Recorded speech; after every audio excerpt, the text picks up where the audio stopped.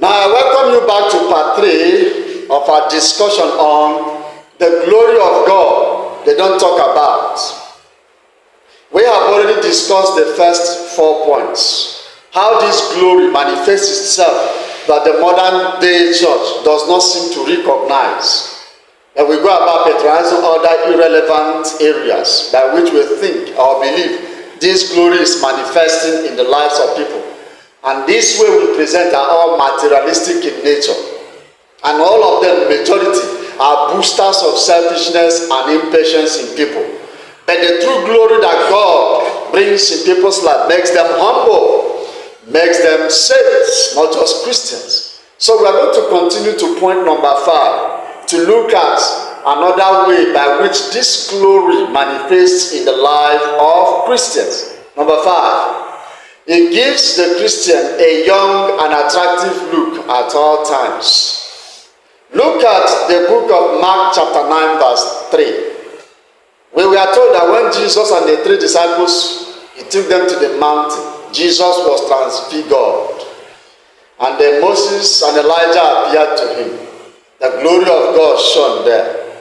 They look at the face of Jesus and his appearance, everything changed. He looked neat. If you look at that, you will see that when the glory of God I am talking about is in the life of a Christian, my brother, it will be difficult for people to identify the wrinkles on somebody's face. Even your hair will look somehow different. Even the clothes you are wearing, it may be tattered, but it will look unique.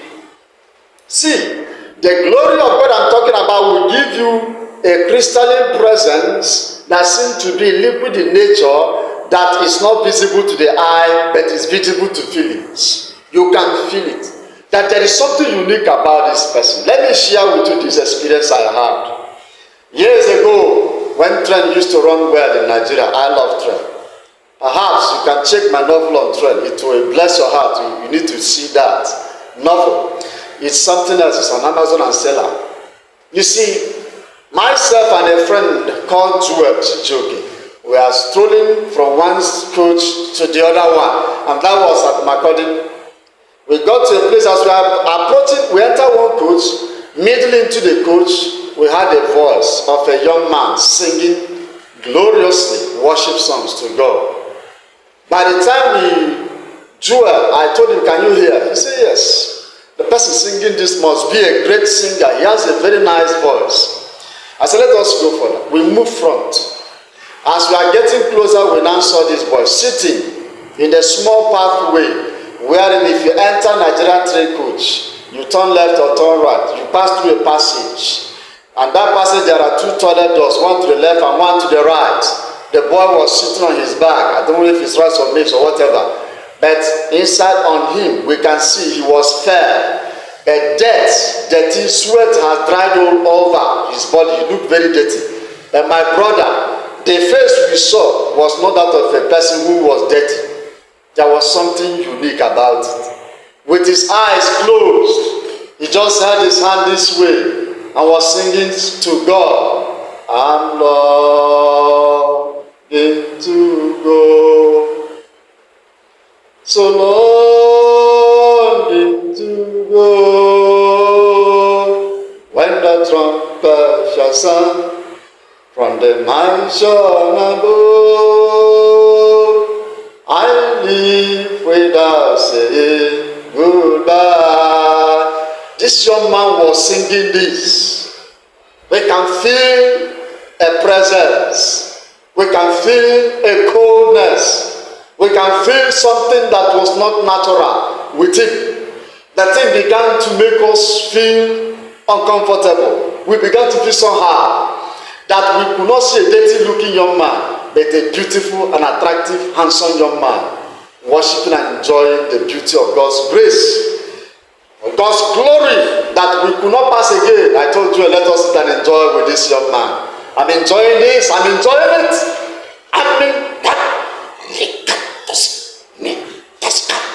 I am enjoying it.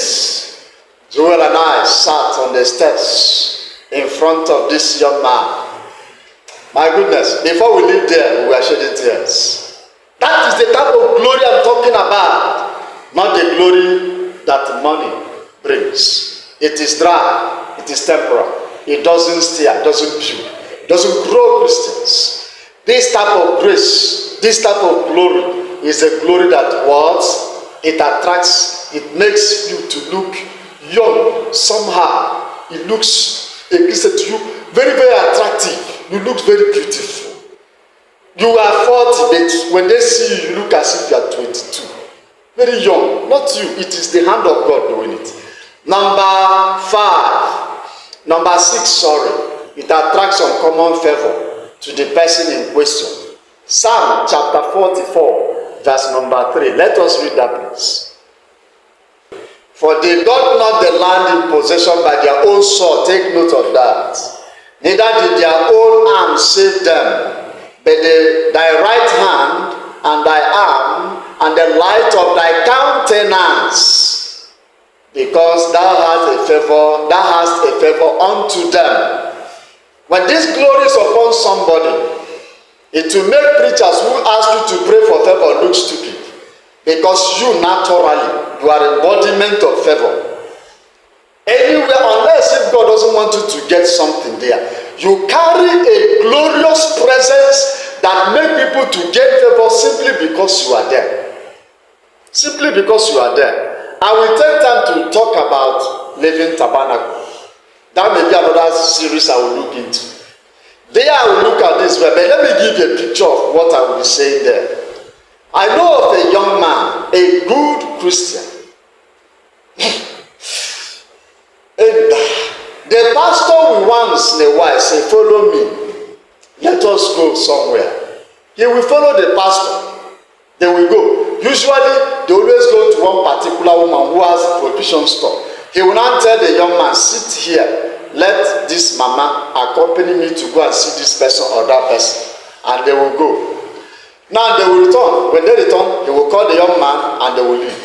This thing has been happening, kept on happening, maybe like 3 or 4 times. Then one day, the pastor asked him, do you know where I always take you to? This particular woman's shop. He said, I don't know. He said, the grace of God, the glory of God is on you. And I'm happy it is you that God is using, because he is convincing me that what we teach is manifesting in the members. This woman keeps on complaining that she was not selling. She wasn't getting customers. And then we notice that each time I bring you to that place and I see today we go out, before we return, selling, things will start, the shop will start making sales. So I will deliberately waste time there so that they can sell well. Then after they have gone away, we have come back and go, the selling will cease. And then he told the young man, you are a living tabernacle like any other person. I am praying other members will see the truth in the Bible the way you are seeing it. They too will individually begin towards prosper and be prosperous. You know the funniest part? This young man is not even rich. But God used him to bless people. God used him to elevate people. One thing you must know about him is this: you cannot do anything to that young man. That is unique. So you see, the grace of God was upon him as a favor to others. He attracts some common favor to people and to the person himself. And to the person, I have never heard him say he went somewhere where he doesn't know that he will go there, he will never meet somebody, and it will be the right person he meets that will guide him. They will hear that people fall into the hand of the wrong person, they will direct the wrong place, and this young man said each time he gets to a place, he will stop and listen. A thought will begin to guide him on the way he goes. The Spirit of God is with him. It's with this boy that you cannot deceive him. This is the glory I'm talking about. And if you have not experienced it, hold your pastor to bring. He has not taught you the glory of God. Let us meet in the next part of this story, this message, that God will bless our hearts with this topic, the glory of God they don't talk about. Click the button and subscribe. Please share this video so that it can bless others. God bless you in Jesus' name.